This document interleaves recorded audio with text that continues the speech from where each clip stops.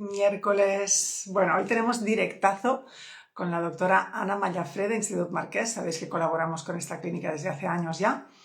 La doctora Ana Mallafré, que por cierto voy a invitarla ya porque Instagram siempre se toma su tiempo, pues Ana dijo que... Espérate un momento, ¿me he puesto gafas? Porque como hoy no tengo que leer, pues no me he puesto gafas. En directo, yo había pensado unos temas y tal, y ella dijo, Noemí, ¿qué te parece si hacemos un directo sobre la FIP paso a paso? O sea, todos los pasos que tenemos que recorrer, los tiempos, ¿no? Que se hace en cada momento, ¿no? Porque...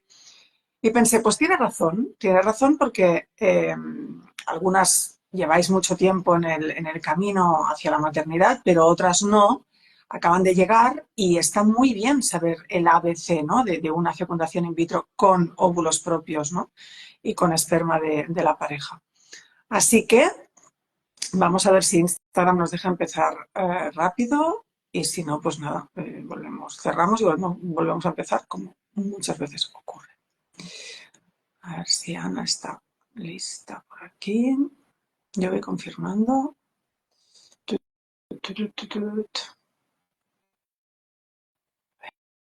A ver. Vale, vuelvo a invitar. A ver si ahora puede.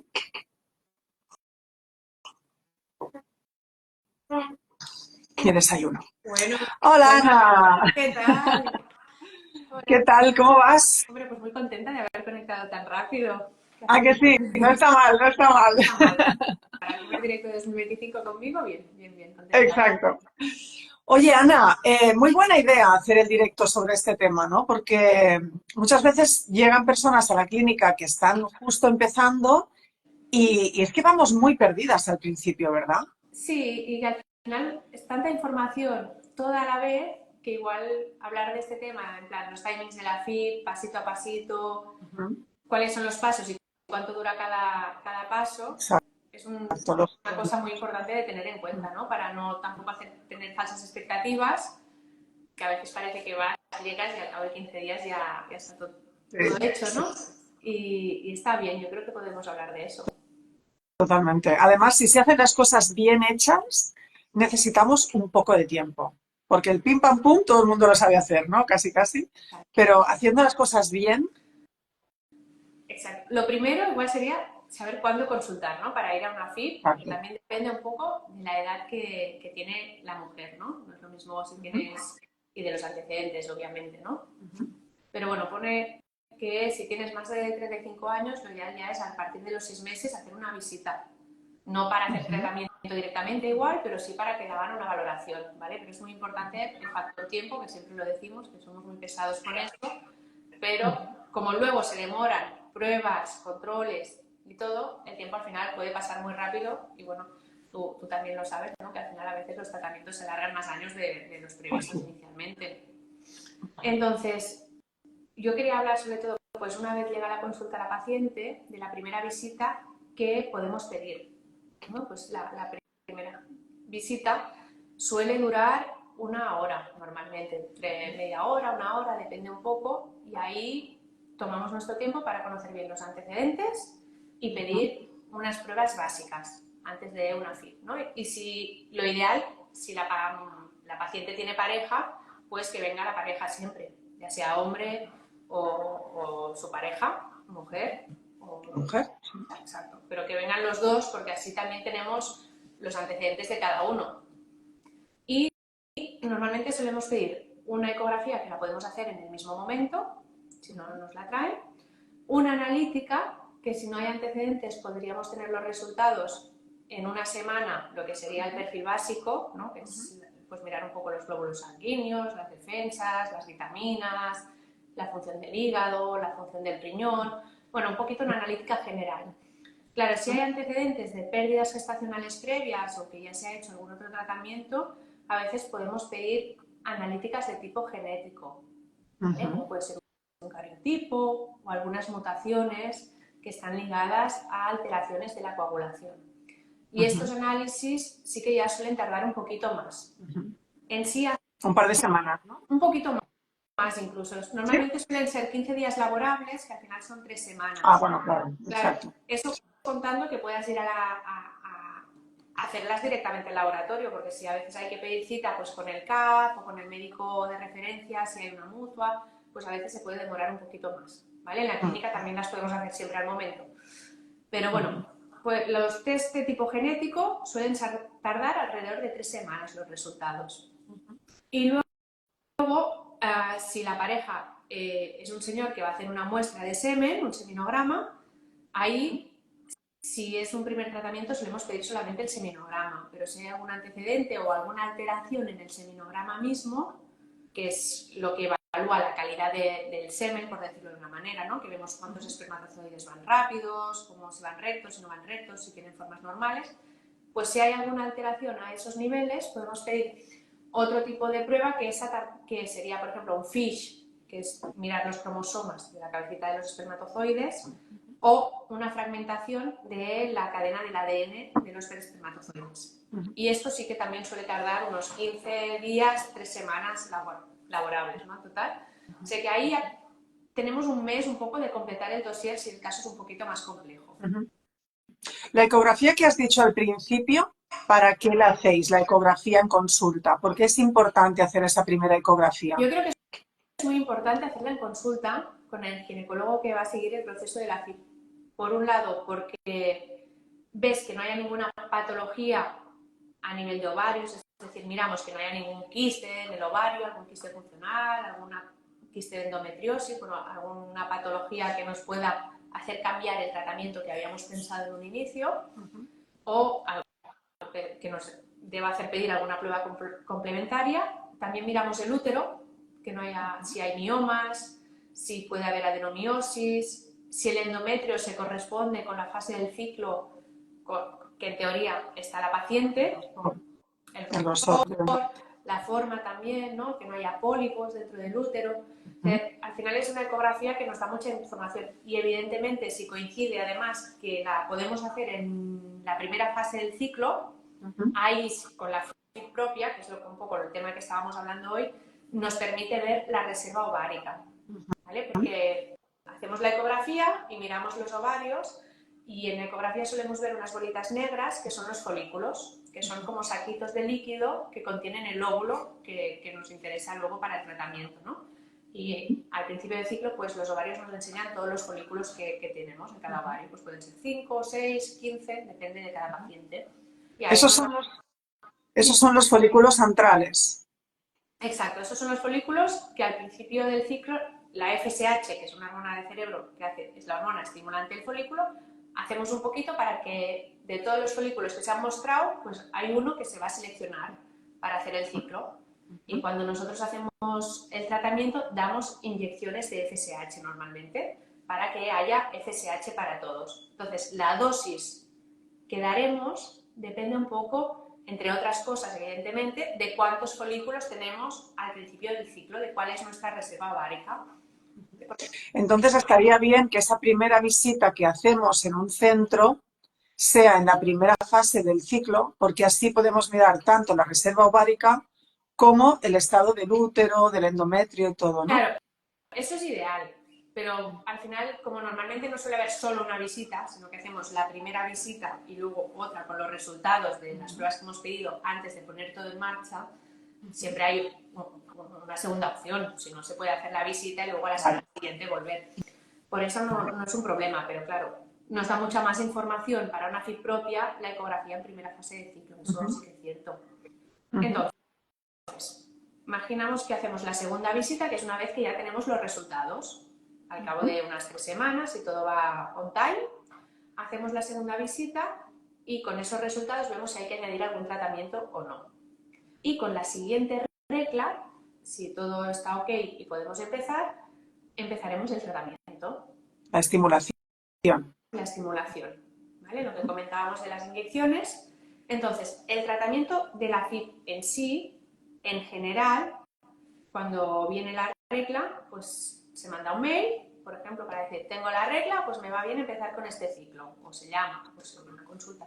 Y las inyecciones suelen durar desde el día siguiente, o sea, desde el día 2 o 3, más o menos, que no cambia mucho empezar el día 2 o el día 3, unos 10-12 días de media, porque al final el número de inyecciones y la longitud la duración del tratamiento depende también del ciclo de la paciente, porque al final la medicación no es que acorte o alargue los ciclos, sino que es dar más FSH porque en lugar de un folículo crezcan muchos, pero el ciclo normalmente no tendría por qué verse modificado en ese sentido. Si son ciclos que dices, a mí me viene la regla cada 35 días, pues igual ese tratamiento es un poquito más largo que a una paciente que le viene la regla cada 26 días, que igual con 10 días de tratamiento tiene suficiente. Y eso es muy importante de entender la duración del tratamiento, que es una cosa es la fase de la visita, que lo hemos comentado, y ahora la fase del tratamiento es personalizado 100%. Y por eso vamos haciendo controles, ¿vale? Y Ecografía. exacto. Y sí que podemos dar al inicio una receta con todo el tratamiento, pero los últimos días sí que solemos ajustarlo según la velocidad de crecimiento de los folículos de cada paciente. Nosotros abrimos todos los días, o sea, no es un tema de fines de semana o de días festivos, pero sí que intentamos optimizar los días de la punción en función del tamaño del folículo, porque se ha visto que según la literatura pues hay un tamaño que es más óptimo para tener más posibilidades de que esos óvulos sean maduros. Entonces, por eso hacemos los controles, porque nos interesa ir viendo cómo crecen, si crecen todos de una manera homogénea, si unos son más gorditos, los otros más chiquitines, o si más o menos son todos iguales. Y cuando tienen el tamaño adecuado, que es el saquito que tiene el logocito aquí pegado, le hacemos otra medicación que hace que se desenganche ese óvulo y se quede como nadando dentro del folículo. Y así nosotros lo podremos recuperar el día de la punción. Entonces, entre el último control normalmente, que decimos, ¿estás lista hoy? Esto que acabas de decir, perdona, es la ovulación, ¿no? Sí, Provocamos la ovulación. La descarga ovulatoria. Entonces, entre el día que decimos, mira, estás perfecta, estás lista, los folículos tienen el tamaño genial, hacemos esa inyección que provoca la ovulación, que es la descarga ovulatoria, y normalmente entre 34 y 36 horas, normalmente son 36, pero pueden ser 35 o 34, depende del caso, depende de un poco de cada paciente, se programa la punción de los folículos y de los ovarios para recuperar esos ovocitos. ¿Vale? Entonces, ahí hemos hecho toda la parte del tratamiento de la estimulación y la descarga. El tiempo de espera son unas 34 y 36 horas de media. Y la punción, ¿cuánto dura la punción? Entonces, ¿y qué es la punción? ¿Cómo se hace la punción? Entonces, la punción es un poco uno de los objetivos, bueno, el objetivo final es conseguir el embarazo, evidentemente, y el bebé, y que vaya todo bien, ¿no? Pero es como decíamos, paso a paso. Primer paso, que esté todo bien para empezar. Segundo paso, que la estimulación funcione, que tengamos una buena respuesta al tratamiento. Tercer paso, que la descarga ovulatoria haya funcionado. Cuarto paso, que en la punción recuperemos esos óvulos. ¿Vale? Cuando hacemos la punción, normalmente hay que llegar a la clínica una media hora, 45 minutos antes. Siempre en ayunas, y ese tiempo de llegar antes pues es un poco para poner la identificación, para poner la vía, para poner la medicación antes de la operación, y es una operación relativamente corta, que suele durar entre 20 minutos y media horita, depende de la cantidad también de folículos que hay. Y luego, estas 20 minutos aquí normalmente la hacemos con una sedación ligera, es decir, que la paciente está dormida pero respira por sí misma. Es una sedación que es, en principio es un sueño agradable, que dura unos 20-30 minutos, y es como una ecografía. Es como una ecografía de la punción, que pones el ecógrafo por vía vaginal y encima de la sonda del ecógrafo hay una agujita, y con esa agujita pues hacemos la punción de la vagina, del ovario y del folículo, y aspiramos el líquido del folículo y viene con nosotros el óvulo. Y ahí, o sea, con la aguja se atraviesan esas paredes hasta llegar al ovario y hasta llegar al folículo, ¿no? Entonces, cuando hacemos la punción, tenemos el laboratorio al lado del quirófano, ¿vale? Y vamos pasando los tubitos que sacamos con el líquido folicular al biólogo, que nos va diciendo, pues hay un ovocito, hay 2, 3, pues los que haya, ¿no? Puede pasar en ocasiones, que es muy poco frecuente, que haya una punción blanca. Es decir, que hacemos la punción y no han salido óvulos. Y a veces eso puede ser por múltiples causas, ¿no? Pero una de las más frecuentes a veces es que la medicación no ha hecho el efecto esperado. Cada vez hay técnicas y estrategias para que eso pase menos, ¿no? Pero bueno, es una cosa que puede pasar. Otra cosa que puede pasar es que haya poquitos, porque ya había pocos folículos y por calidad del ovocito, del folículo, pues no han salido todos. O sea, son cosas que pueden salir. Pero lo ideal es que salgan el máximo número de ovocitos maduros. ¿Vale? Y eso lo sabemos, no lo sabemos enseguida. Cuando hacemos la punción, lo que sabemos son el número de óvulos que hemos sacado. Pero no sabemos si son maduros, si son inmaduros, si son vesículas, si son degenerados. Eso no se sabe aún. Eso lo sabemos al cabo de un par o 3 de horas. ¿Vale? Entonces, de los que hemos sacado, pues normalmente a la señora, a los pacientes, los informamos al día siguiente. Ese mismo día de la punción, en el laboratorio se pone junto el ovocito con el espermatozoide. Y al día siguiente hablamos de fecundación. O sea, de cuántos ovocitos teníamos a la base, cuántos de estos son maduros y cuántos han fecundado bien. Eso sería el día 1 del embrión. El día de la punción siempre es el día 0. Entonces tenemos día 0, día de la punción. Después de la punción, la paciente pasa a la sala de recuperación. ¿Vale? Siempre es importante venir acompañada. Y ahí suele estar entre 1 horita o 2 horas, depende de la tolerancia de cada paciente. Y nos aseguramos pues, que camine bien, que vaya al baño bien, que tolere bien la ingesta, tanto de líquidos o de sólidos, y sí que no tenga dolor, evidentemente, que las constantes estén correctas, y si todo está ok, ese día pues puede marchar a casa y hacer reposo. ¿Vale? Al día siguiente... Una pregunta sobre el tema de los óvulos que extraemos, ¿no? ¿Qué número de óvulos es un número aceptable para decir, venga, podemos hacer un ciclo de fecundación in vitro? Porque a veces nos encontramos con que hay algún especialista que nos dice, uy, son muy pocos, yo lo dejaría estar. Y tú dices, pero si tengo 3, si tengo 2, si tengo 4. Exacto. Depende de cada paciente. Vale. O sea, si esperas, una cosa es que tú hagas una estimulación, esperando tener muchos, porque tienes muchos folículos y por A o por B han crecido pocos o han crecido muy diferentes, pues ahí igual puedes cancelar y volver a empezar porque tu cohorte de base o tu reserva folicular de base esperábamos un número mayor. Pero si imagínate que solo tienes un folículo o 2, no vamos a tener mejor en otros ciclos, entonces con uno es suficiente. Si la edad es favorable y hay uno, con uno en verdad solo necesitas uno para tener un bebé. Lo que pasa es que te lo juegas todo a uno, pero bueno, pero a veces con uno es suficiente. Claro, es como, bueno, en cada caso hay que personalizar con lo que se puede conseguir, ser muy conscientes de la situación que tenemos en ese momento, de cuáles son las expectativas, y si solo hay uno, pues el paso a paso pues es mucho más delicado porque te lo juegas todo a ese uno, pero puede salir bien y tenemos muchas experiencias de casos que han salido bien. Entonces, totalmente. ¿Y qué pasa con la hiperestimulación, el caso contrario? Entonces, la hiperestimulación es un síndrome que hoy casi ya no suele darse porque tenemos mecanismos para evitarla. O sea, de base, la estimulación ovárica ya hiperestimula todos los folículos, pero el síndrome de hiperestimulación en concreto, a ver, explicado de una manera muy sencilla, es como el líquido que de dentro de los vasitos se va para afuera de los vasitos y se acumula pues líquido en la barriga, en el hígado, y uno se encuentra mal, muy mal.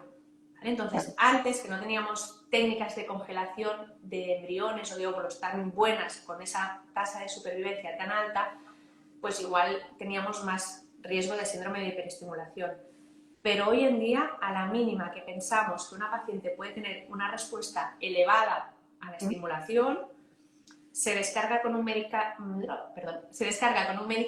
que ya no tiene ese riesgo, ¿vale? Porque para tener el síndrome de hiperestimulación ovárica normalmente tienes que tener muchos folículos, un nivel hormonal alto y luego añadir o la hormona del embarazo o la HCG para descargar la ovulación. Entonces, como hoy en día tenemos los agonistas también para hacer la descarga ovulatoria, siempre que se sospecha que habrá una alta respuesta o que vemos que una paciente igual tendremos más ovocitos de los que íbamos a esperar al principio, que al final siempre es pues, suele ser una cosa positiva, pues se evita ya desde el momento de la descarga ovulatoria. Perfecto. Si ha sido una cosa imprevista, que vas a la punción, wow, y salen más de lo que os esperabas, pues lo que se hace es cancelar el transfer, la transferencia del embrión, para evitar que haya hormona del embarazo, que lo complicaría todo, y se congelan los embriones y al cabo de 15 días, normalmente, claro, cuando viene la regla se autolimita ese síndrome.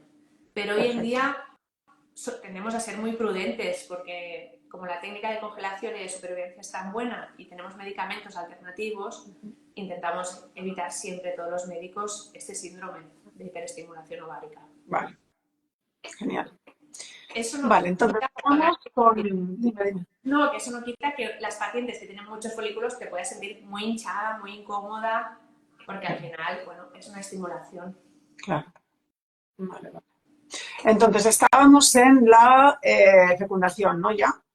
En la fecundación, exacto. Estábamos en la fecundación y entonces, ¿cuántos días esperamos hasta poder tener un embrión para poder transferir y colocarlo en el útero para que nos dé ese embarazo? Entonces, si hacemos una transferencia en fresco, porque hemos tenido poquitos ovocitos y no hay síndrome de hiperestimulación. Entonces, el día de la punción es el día 0, el día 1 es el día de la fecundación y la transferencia se realiza el 5.º día. Esperamos 1, 2, 3, 4 y el día 5 venimos a la clínica, también una media horita antes, con la vejiga llena y si el embrión está bien y todo el ciclo ha ido perfecto, pues hacemos la transferencia ese mismo día.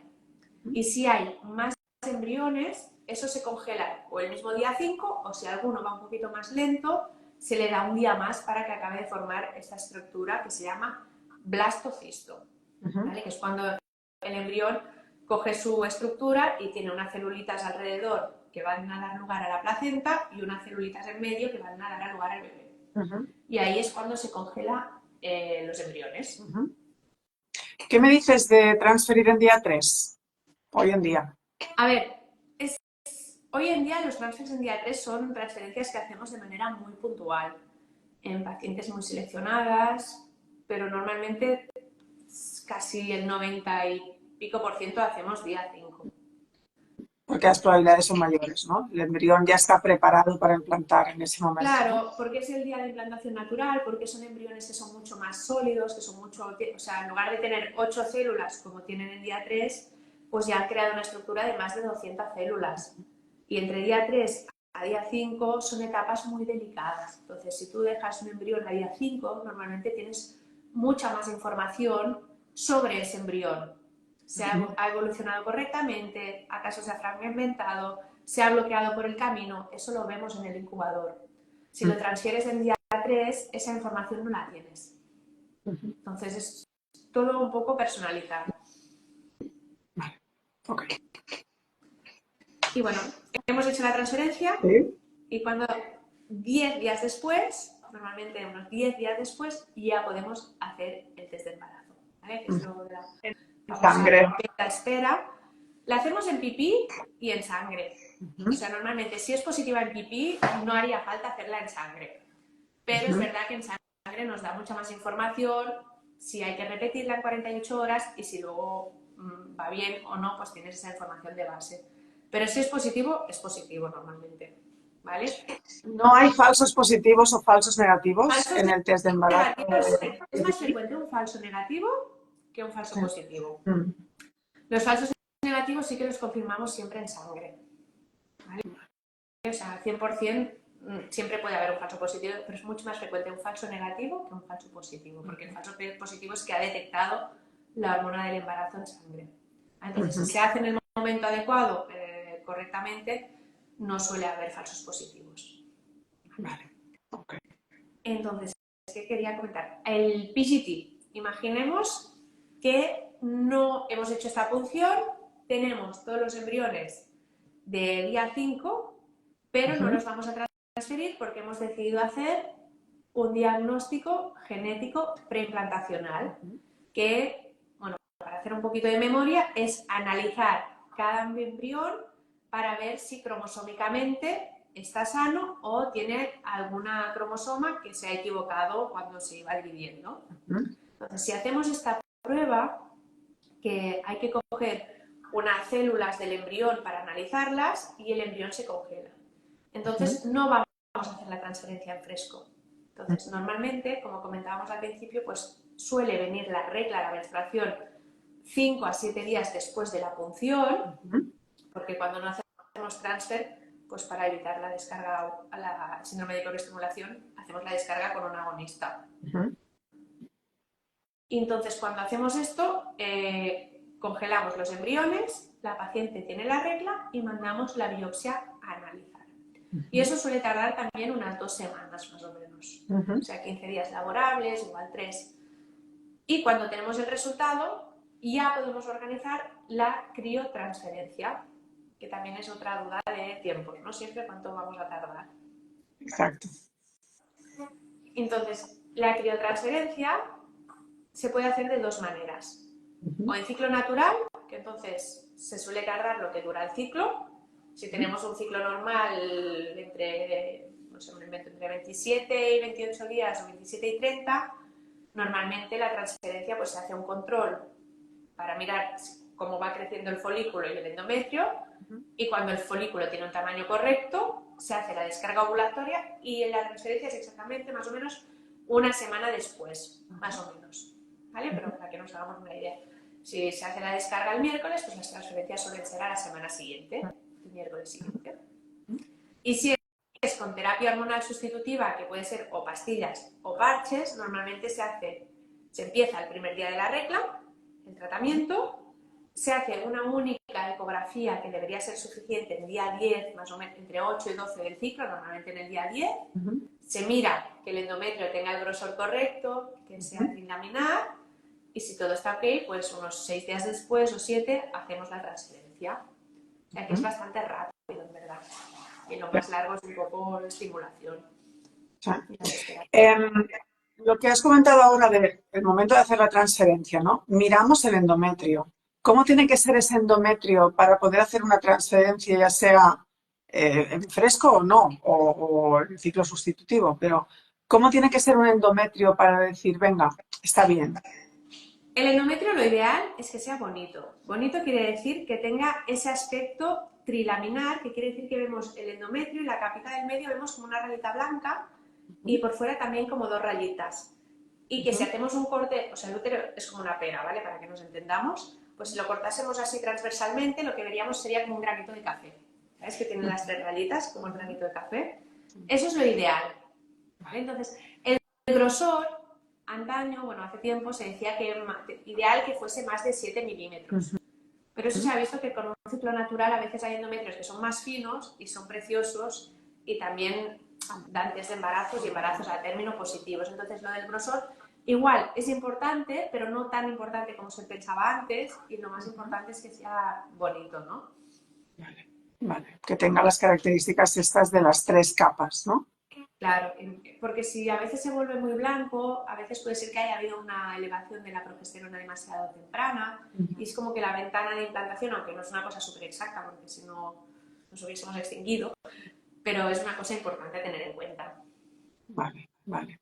También es importante que no haya líquido, ¿no? En el útero, claro, que no se vea que haya líquido. A veces hay líquido, eso es mejor no, que no haya. Si se ve un mucometra o se puede cancelar el ciclo, a veces si se ve antes con tiempo se puede intentar aspirar un poquito, como en el catéter mismo de tipo transferencia, se aspira un poquito el líquido para que salga.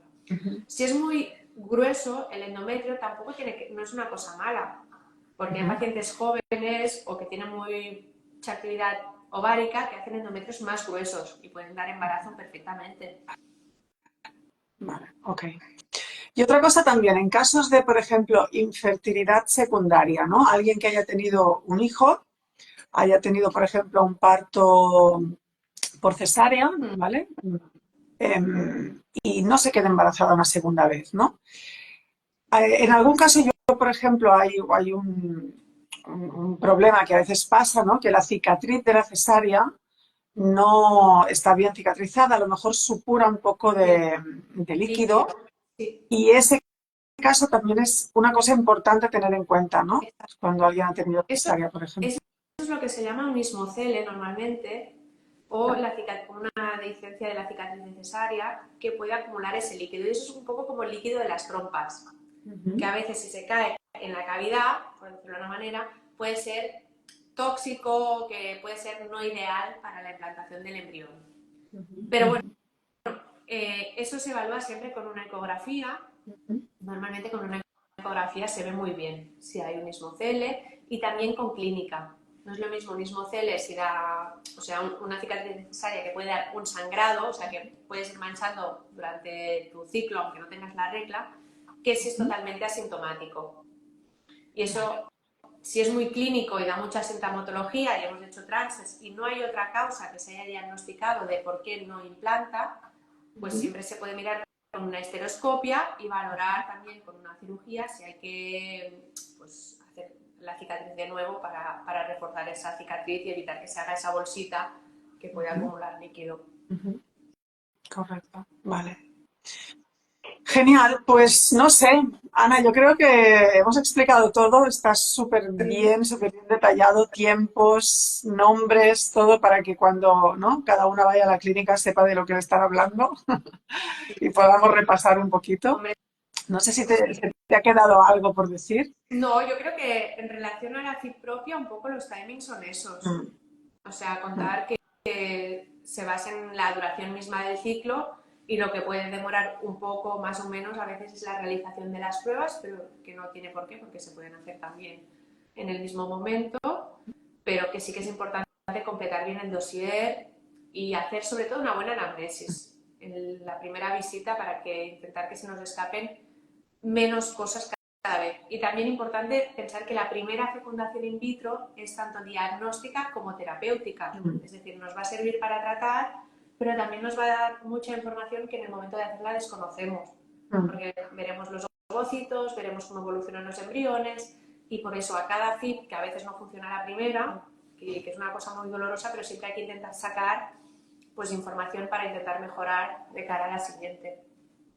Sí, yo siempre digo que la fecundación in vitro es genial porque nos da mucha información y justamente lo que nos falta de nuestro cuerpo cuando no nos quedamos embarazadas en casa, pero también incluso habiendo hecho una inseminación artificial y dices, pero si he hecho inseminaciones y tampoco me he quedado, es que con una FIP tendrás mucha información, sabrás cuántos folículos tienes, sabrás cuántos llegan a día 5, cuántos embriones llegan a día 5. Si haces el DGP, aún más información, o sea, es ya rizar el rizo, ¿no? Y que la ciencia avanza mucho y cada vez tenemos más información y bueno, y vamos mejorando cositas. Totalmente, totalmente. Ana, pues muchas gracias. Muchísimas gracias a ti, Noemí, siempre un placer hablar contigo. Te dejo libre, seguir trabajando. Muy bien, Un que tengas buena tarde. besito. Chao, un besito a todas. Chao.